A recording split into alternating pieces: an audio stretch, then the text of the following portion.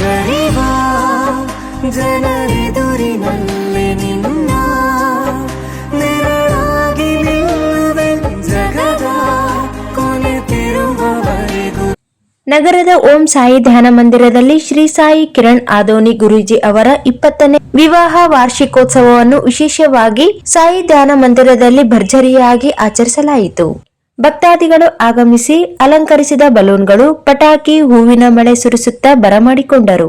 ಸಾಯಿ ಕಿರಣ್ ಆದೋನಿ ಗುರೂಜಿ ಮತ್ತು ಅವರ ಧರ್ಮಪತ್ನಿ ಹಾರವನ್ನು ಬದಲಾಯಿಸುವುದರ ಮೂಲಕ, ಕೇಕ್ ಕತ್ತರಿಸುವ ಮೂಲಕ ಅವರ 20ನೇ ವಿವಾಹ ವಾರ್ಷಿಕೋತ್ಸವ ಆಚರಿಸಿಕೊಂಡರು.